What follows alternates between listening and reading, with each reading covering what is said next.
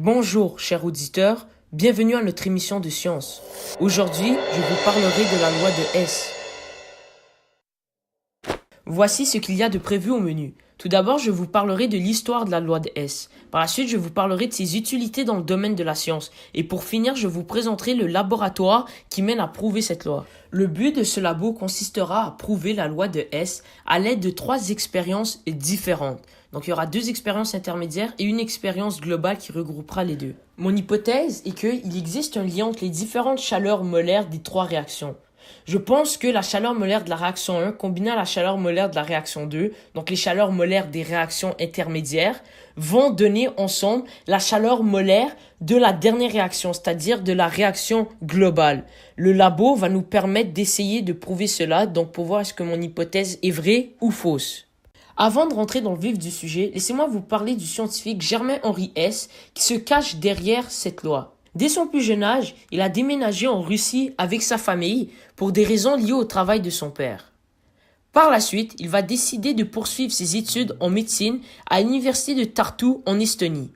C'est lors de sa rencontre avec John Jacob Berzelius qu'il va décider de réorienter ses études en chimie. De là, il va entamer plusieurs projets de recherche qui vont le mener à découvrir la loi de Hess en 1840. Cette loi va avoir un énorme impact en thermochimie. De nos jours, la loi de Hess est très utile dans la confection de plusieurs produits, comme par exemple dans celle des pochettes de glace instantanées. Ces dernières contiennent des substances qui, lorsque serrées très fort, réagiront ensemble afin d'absorber de la chaleur pour refroidir la région où elles seront appliquées. La loi de Hess va donc servir à calculer la chaleur molaire des différentes réactions pour s'assurer qu'elles aient l'effet désiré. De plus, cette loi sert à l'installation de systèmes de géothermie permettant de réchauffer des maisons.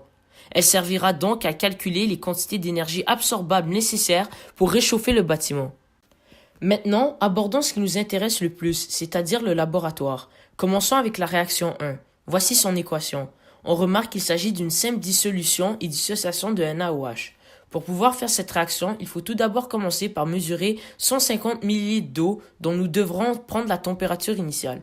Ensuite, il faudra peser exactement environ 6 g de NaOH, c'est-à-dire que l'on vise 6 g le plus près possible, mais que l'on doit noter le résultat exact obtenu même si ce n'est pas 6 g.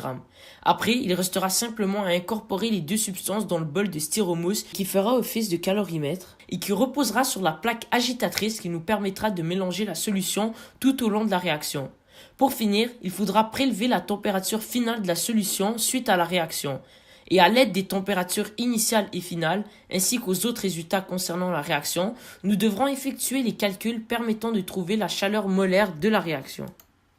Veuillez noter qu'il faudra répéter la réaction 2 autres fois avec les données suivantes. La réaction 2, elle, est une neutralisation entre le NaOH et le HCl. Nous allons donc neutraliser le NaOH à l'aide du HCl. Pour faire cela, il faut prendre soin de préparer une solution de 50 ml d'eau contenant 6 g de NaOH à l'aide d'un ballon jaugé en suivant des consignes très précises qui seront données par la technicienne. Par la suite, il faudra diluer une solution mère de HCl. Dans ce but, il faudra prendre 50 ml de la solution mère de HCl et lui ajouter 100 ml d'eau. Après, nous devrons incorporer le tout dans le bol de styromousse situé sur la plaque agitatrice que nous avons utilisée dans la réaction précédente. Comme vous vous en doutez, nous devrons aussi prendre la température de la solution de NaOH et de HCl au tout début de l'expérience avant même de les mélanger ensemble pour en faire une moyenne et trouver notre température initiale. Il faudra aussi mesurer la température de la solution finale suite à la neutralisation, ce qui nous servira à faire nos calculs pour déterminer la chaleur molaire de la deuxième réaction. La réaction 3 est le regroupement des 2 premières réactions. C'est la réaction globale. Ainsi, elle permet d'effectuer une dissolution et une neutralisation. Pour ce faire, il faudra peser avec précision 12 g de NaOH.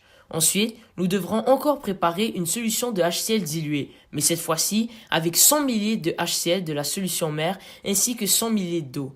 Après, il faudra incorporer toutes les substances pesées et concoctées dans le bol de styromousse se trouvant sur la plaque agitatrice afin de permettre à la réaction de se faire. Comme nous l'avons fait dans les 2 réactions précédentes, il faudra prendre la température de la solution de HCl au tout début ainsi que la température de la solution neutralisée à la fin de la réaction pour pouvoir calculer notre chaleur molaire de réaction. Il faudra répéter cette réaction une autre fois avec les mêmes mesures. Passons à l'analyse des résultats obtenus. Voici les données provenant de la première réaction. Lors du premier essai, nous avons obtenu une chaleur molaire de moins 40,643 kJ par mol. Lors du deuxième essai, nous avons obtenu une chaleur molaire de moins 41,481 kJ par mol. Et finalement, lors du troisième essai, notre chaleur molaire était de moins 40,980 kJ par mol. La moyenne des trois essais est donc de moins 41,03 kJ par mol. On peut remarquer que nos chaleurs molaires sont très proches l'une de l'autre, ce qui nous indique que nos manipulations ont été réussies et que cette réaction est donc concluante.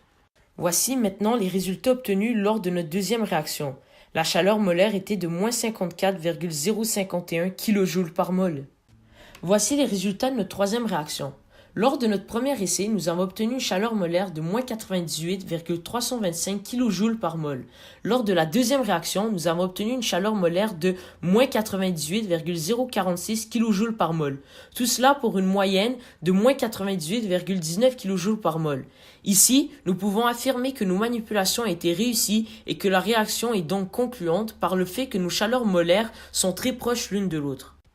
D'après les résultats obtenus, notre hypothèse de départ est confirmée.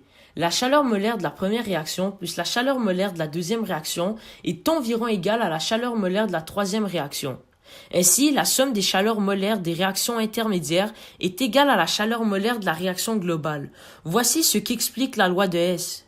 Pour terminer l'émission d'aujourd'hui, j'aimerais vous faire part d'améliorations que l'on pourra apporter au labo, car comme vous le savez, rien n'est parfait. Premièrement, on pourrait utiliser un meilleur calorimètre pour augmenter notre précision en diminuant les pertes d'énergie. Deuxièmement, nous devrions avoir une technique de mesure de température plus efficace qu'un simple capteur LEGO, comme par exemple un thermomètre programmé pour arrêter à la température maximale automatiquement. Troisièmement et dernièrement, la méthode que l'on utilise afin d'ajouter des substances dans le calorimètre devrait être améliorée pour ne pas laisser une partie de l'énergie de la réaction se dissiper à chaque fois que l'on ouvre le couvercle du bol de styromousse.